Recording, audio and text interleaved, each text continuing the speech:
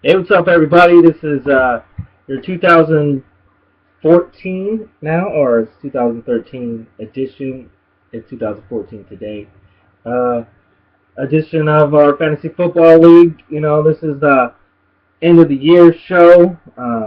Today we have our fantasy champion, the Silly Nannies, here with us. Mondo.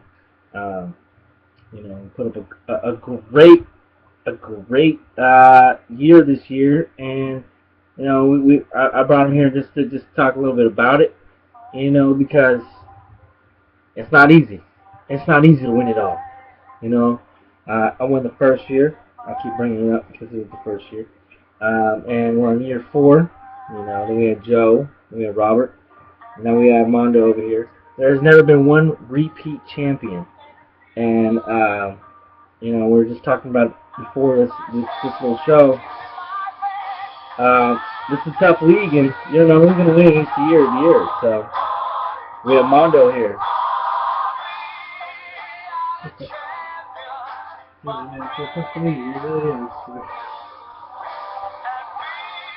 Want to hear the music and enjoy that moment. It's exciting in this league, like I said, it's not easy, We have a post, from the Tallywhackers talking about how they're just excited to be in there at this point because the last couple of years it was tough for them. They didn't even make it in there, And, this is Mondo. This is your second year with us, right? First year you were out in the first round. Next year you paid attention to what you needed to do to get past that first round. What were your thoughts on that? What adjustments did you make from year to year? What would you say you did? I think I drafted a little stronger this year. Draft, yeah. I mean, if we're talking about drafting, you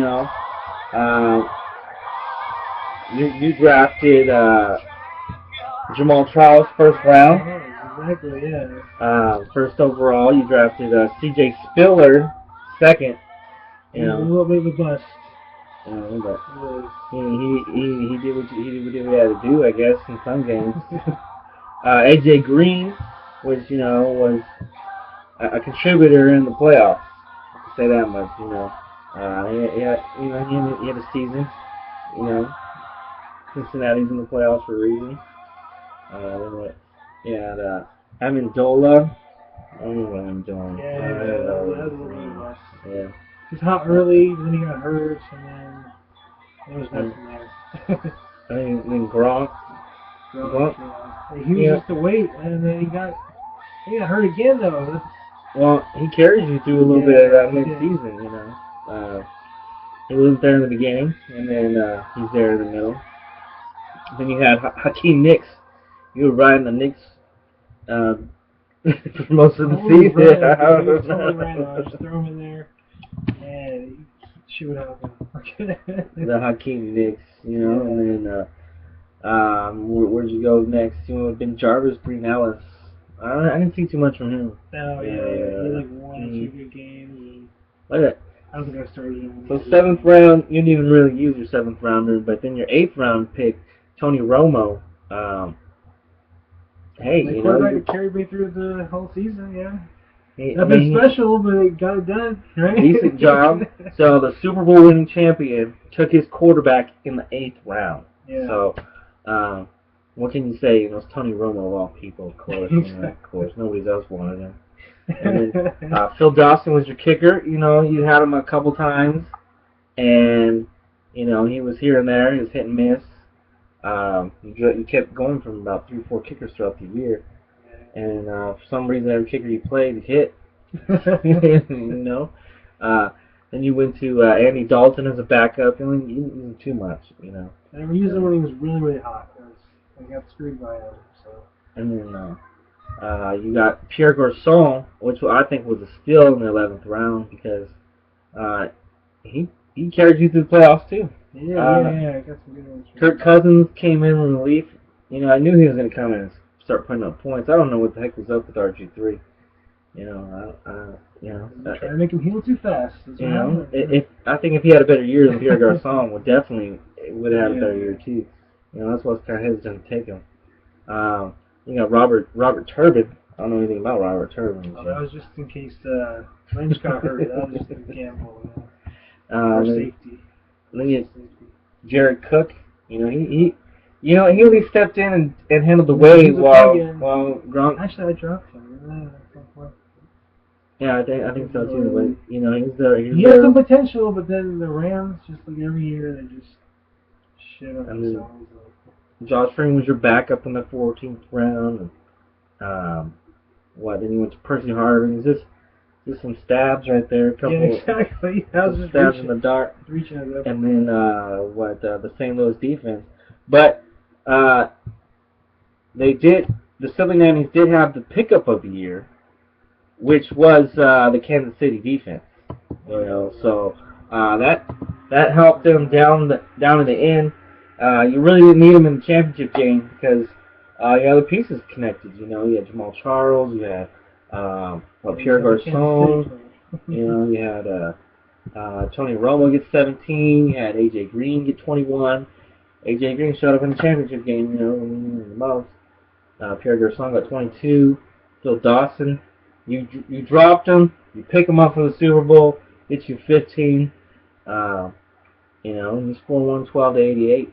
Now the floppy bungholes, you know, I gotta say, much respect to Ray in his first year in our league. It's his first time ever playing, and you know he stuck with Drew Brees all season, and he rode him. You know, he had Des Bryant. You know, those two. Keenan Allen had some games here and there. It was just the running backs. I know he kept going back and forth. And he went back and forth a lot of times, you know. And then, look, he's playing the St. Louis defense in the championship game. Who was the 79ers drafted in the 17th round, 16th round, last pick. So, you know, I got to give it up to Ray. You know, he made it there, you know, and it's his first year, you know. So here's nail biter until the end. Here's two opposites here. One chose a quarterback in the 8th round, and the other quarterback took Drew Brees in the 1st round. You know, and but you do gotta say that Drew Brees did take him a lot of the way. You know, so the rest of the team. You know, but he was a key contributor through helping him through the season, and you know, that's just how it goes sometimes. So Mondo, now we have here. You know, who would you say your most valuable player on your team this year was? You know, I know it comes with the stats, but who did you like? Say, man, I want to draft this guy next year. It was definitely Jamal Charles, man. Guy came through all the time, man. Well, I've had him certain years, and you know, I guess he got injured a couple years. Yeah. And but that's why I'm always hesitant to take him. You know, because he's done with that. But now that I saw his team over in Kansas City, and I see him contributing, and so is there anything you want to say to the people in this league? You know, now that you any newcomers, you know, or old comers, or just, you know, any trash? Beat you, you know. Well, it comes down to you gotta watch football every Sunday. You know, sometimes you're tired, sometimes you play video games, sometimes you've been up all night the day before. You gotta watch those games, man. You gotta pay attention. You gotta make the connections. Yeah, you just never know. You just never know who pops their head up, you know. Exactly. And everything's gonna get hot. You know, you gotta catch it before someone else does. That's what it's all about. You know,